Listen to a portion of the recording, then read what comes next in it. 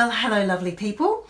I promised you that I would talk you through my skincare, and I was going to type it out and I thought, oh, what the hell, let's have a chat.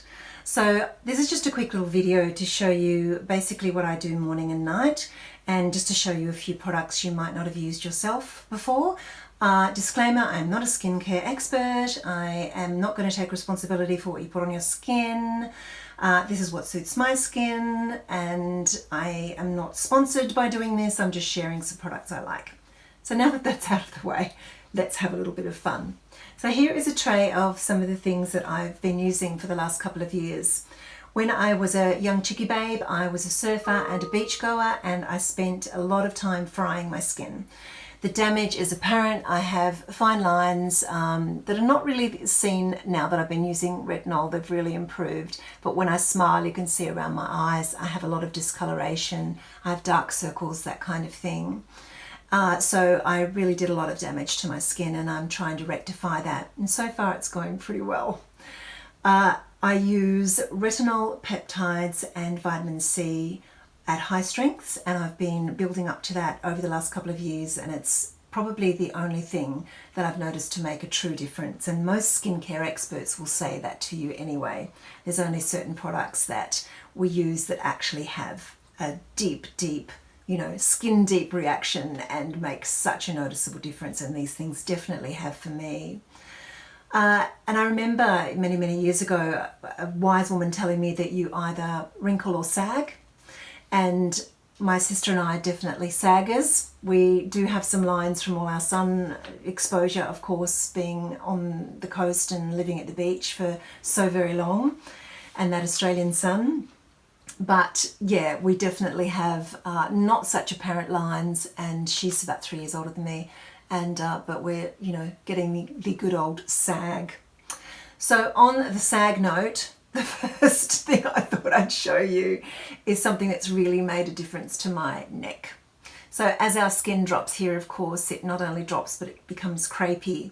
And I did a lot of research on this because it was just driving me crazy. And I found this one by 40 Fathoms. It's called Skin Regenerator Neck Cream. And it has some incredible products in it that have really made a difference to the crepiness. Of course, it doesn't lift your neck, but it does tone the skin. And you can see I used to have a lot of crepiness, and I don't have as much as I used to, or sometimes it doesn't even look like I've got any at all, which is exciting. So this is something I will not be taking out of my repertoire. I've tried many neck creams, and this is the only one that has seemed to have made a difference. Now, I have been revolutionized by The Ordinary. They are a little tricky to get used to because each product is independent, and you need to set up a regime. You need to work out what will work for you.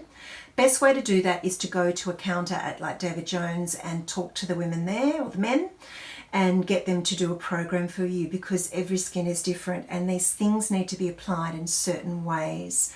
For example, you don't put retinol on in the morning because it will be disabled by light. You need to do it at night. You can't use vitamin C with retinol because the vitamin C will actually disable the retinol. It won't work. You can put vitamin C on, wait half an hour and then the retinol, but I don't want to risk an expensive product not working. Not that The Ordinary is expensive, but you want to make sure that you're doing things in the right way. A good thing to remember is that when you're applying the different products, you need to start with water-based, and then you will go through to more viscous products. So you'll start water-based, things like serums, mists, that kind of thing. And the skin is clean and it's ready to absorb all those nutrients. And then you layer, so you would do things like acids, and then you would go on to, say, vitamin C's, retinols after that, and then through oils and onto creams. So the thicker and heavier, you'd leave that till the end. So in the morning, what I would do is I will get up and I'll just obviously splash my face, and then I will put on some kind of acid. And what I've been using for quite a while is The Ordinary's hyaluronic acid. And there are many different types of acids like this that help plump up the skin, get that lovely moisture in there, and and just add that sort of nourishment. And then after I've added the acid, what I will add is vitamin C. The Ordinary have good vitamin C, but I really love La Roche-Posay. I love their products anyway. This is called Pure Vitamin C10, and it's intensive, and it's in a fluid that makes absorption of the C really fast and deeper into the skin. For a while there I was using a powder, like just a vitamin C powder that you can get from, you know, health food stores, and I was rubbing that into oil and putting it on my skin. It was okay, but this is, you know, specifically designed to go much deeper into the skin and be more effective. So you get what you pay for, and this isn't outrageously expensive. I think it was about $60, but it's lasted a long time and I really love it, and I can feel it working on my skin. So that's every single morning I will use that vitamin C. Then after that, what I will do is I will add peptides, of course, before I moisturize. So this is the Matrixyl. It is a high potency peptide from The Ordinary. Love it. So I'll do that. Then I will do the moisturization, a little bit of oil maybe, and then finishing off with a moisturizer, and I'm using The Ordinary's HA moisturizing factors. They didn't used to do a moisturizer, but they have now. I guess people really wanted it. So I use that, and it's fantastic. It's very protective. And I will go half and half with a BB cream, a tinted one. Half of the moisturizer, half of the BB cream. I'll put that on, and this is a new one I've bought. It's Rimmel, and I love it. I get a little bit darker because I use only half with the moisturizer, and I put it on, and this is so effective that I only really need a little bit of lightener around my eye.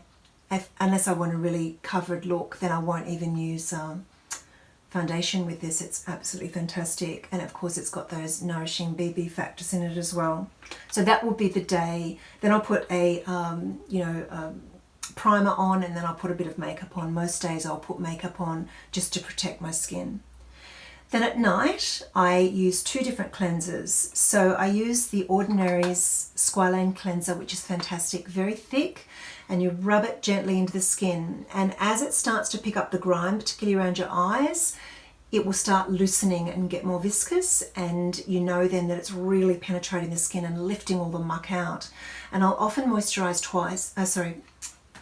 twice, or if I don't cleanse twice, I will use some kind of not a toner per se, more like a mist, or some kind of non-alcohol toner.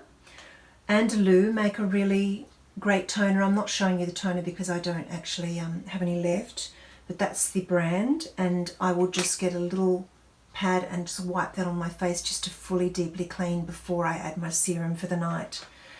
Another fantastic, this is actually a beauty elixir, so it's like a beauty mist, is Caudalie.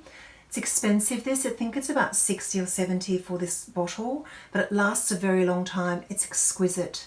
It smells divine. It makes my skin tingle and zing. I am using it sparingly because I've got barely a spritz left. So maybe twice a week I'll use this, and I really notice a difference in my skin. So that is all sort of the cleansing side. I think too that even if you have oily skin, the right oil cleanser is brilliant.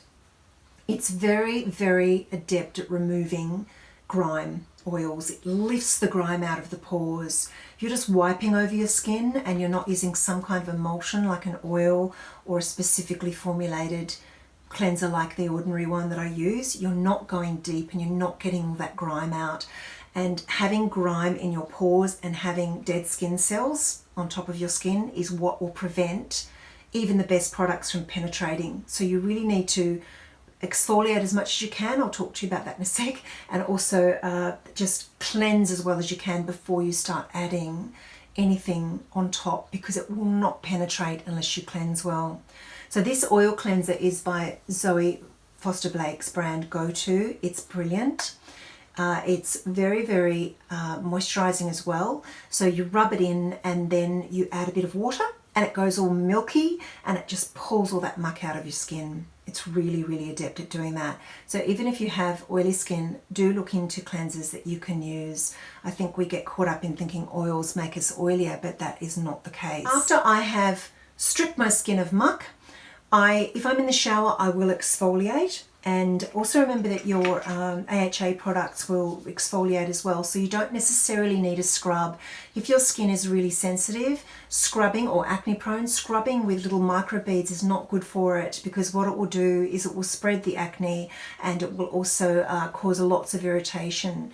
So just using acids instead is a really wise way if you have sensitive skin, and finding the right one for you and the right strength.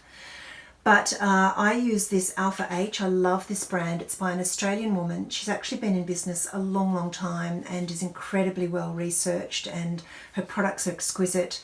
So this is the Micro Cleanse Super Scrub with glycolic acid. So not only does it have microbeads in it, it does also have glycolic acid, which is brilliant for exfoliation. I also have a glycolic acid, just like a little solution that I put on a pad sometimes, only a couple of times a month because it's quite strong, and I will just put it all over my face. It's like a toner.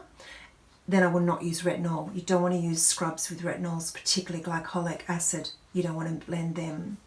So this I will keep in the shower, and I'll use that mostly in the mornings. I will use that, and sometimes at night, but then I will wait a couple of hours before I put the retinol on, or I won't do the retinol at all.